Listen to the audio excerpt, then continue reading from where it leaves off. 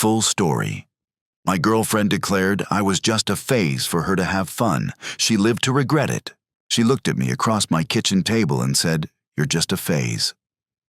When I'm finished having fun, I'll settle down." I nodded once. Good to know. After she left, I decided that if I truly was a placeholder in her timeline, I would step out of that role before the credits rolled. My name is Connor, 31. Jade, 29, and I had dated 2.5 years. We met through friends, and at first her spark lit every room.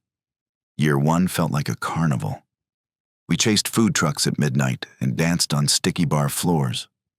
Somewhere in year 2, the shine slipped. She began vanishing for whole weekends, with her girlfriends reappearing Sunday night, sunburned and exhausted.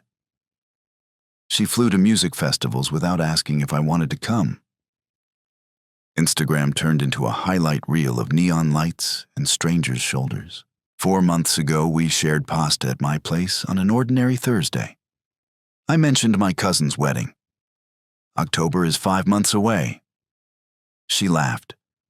Who knows where we'll be by then? We've been together more than 2 years, I said. Yeah, and it's been great. But I'm 29. I want travel, new faces, different scenes, not head tables and seating charts. So what am I? She thought, took a slow sip of wine, then answered. You're comfortable and safe. You're the kind of guy I'll marry when I'm ready for all that serious stuff. Right now, you're just a phase while I figure myself out. She told me not to take it personally.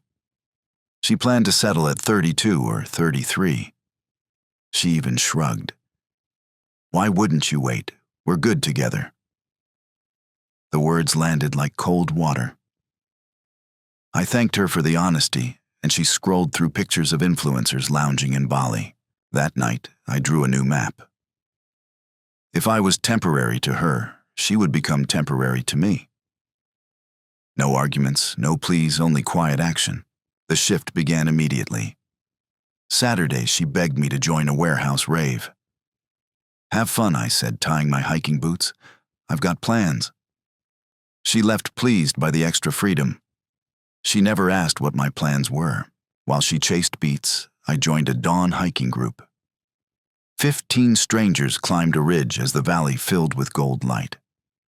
One hiker, Aria, 28, a pediatric nurse, laughed at my terrible trail mix jokes.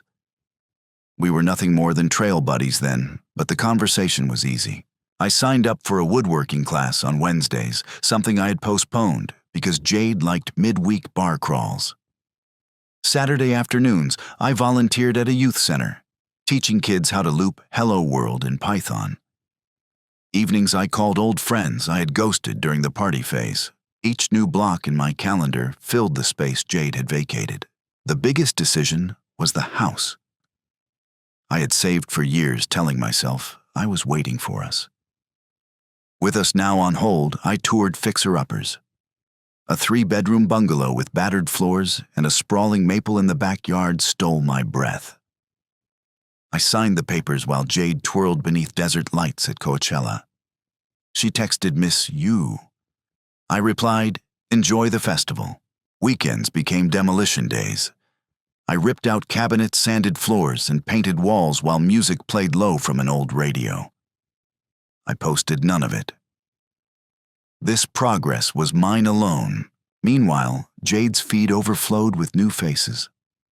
One photo showed a stranger's arm around her waist and a caption that read, "Making memories with new friends." Brittany, one of her closest friends, commented, "Get it, girl. Live before you're tied down." Jade answered, "Plenty of time to be boring later."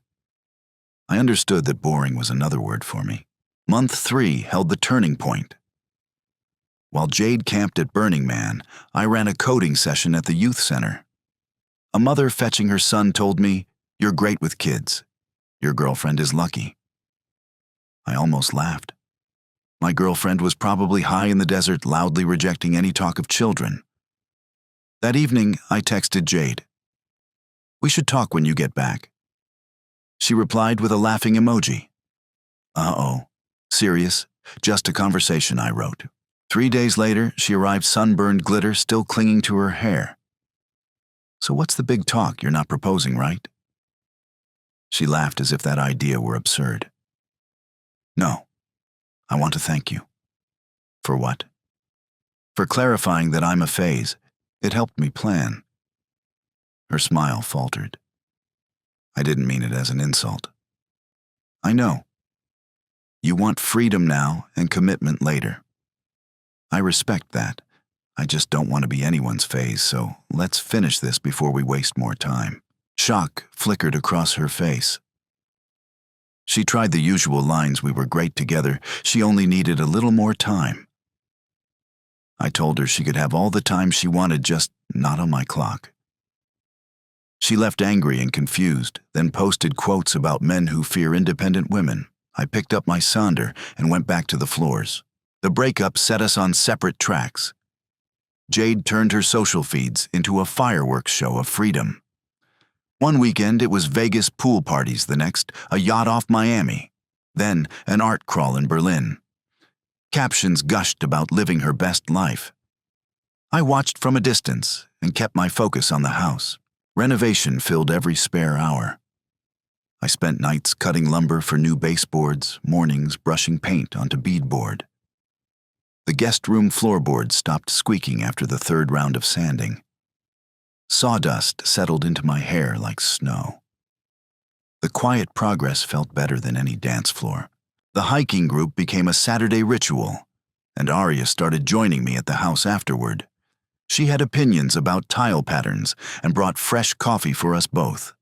We stayed friends, nothing more, but the rhythm of collaboration was easy. Around that time, Jade began the late-night texts. At 2 a.m, my phone lit up. You up, miss what we had? Hope you're good. I never replied. More cabinets needed hanging. Her friends noticed I was fine, which seemed to bother her. Camilla sent a polite message. Jade is asking about you. She seems sad. Maybe reach out. My answer was brief. She misses the safety net, not me. There's a difference. Next came the pop-ins. Jade appeared at the coffee shop I visited each Sunday, surprised to see me with a newspaper. She joined my gym for a week, claiming she loved morning cardio. The biggest surprise was the youth center. She arrived with an application, said she wanted to give back.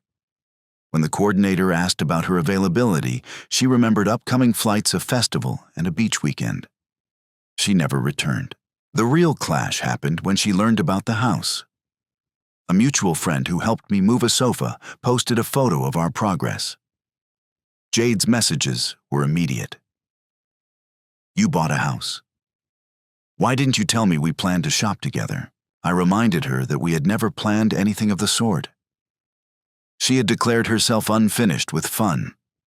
I bought a home for my future. She had said she was not part of it.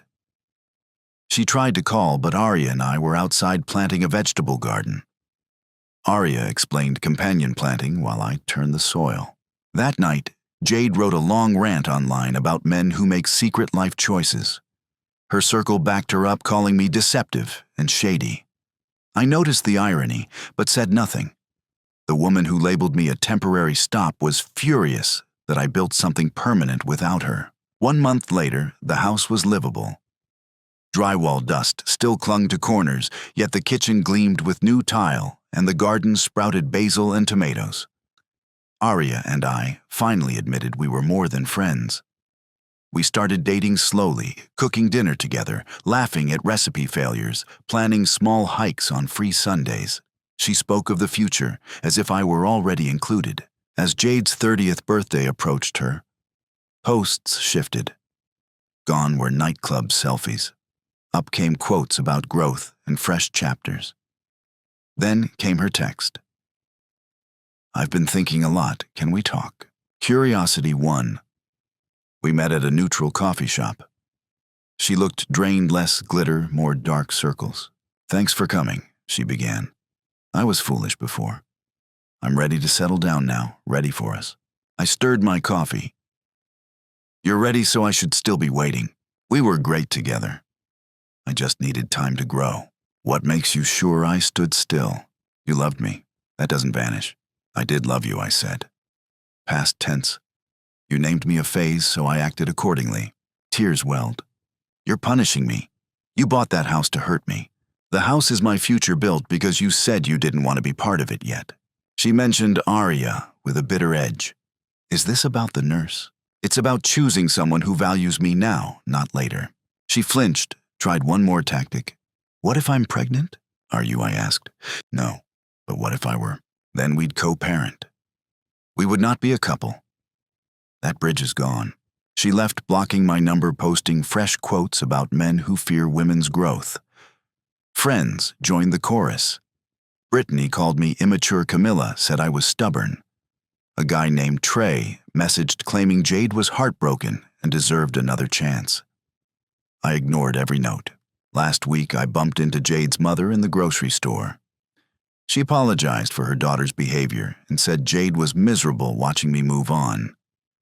I told her there was no need to apologize. People tell you who they are. It's smart to believe them. That evening, I found Arya experimenting with a basil sauce that tasted like gym socks.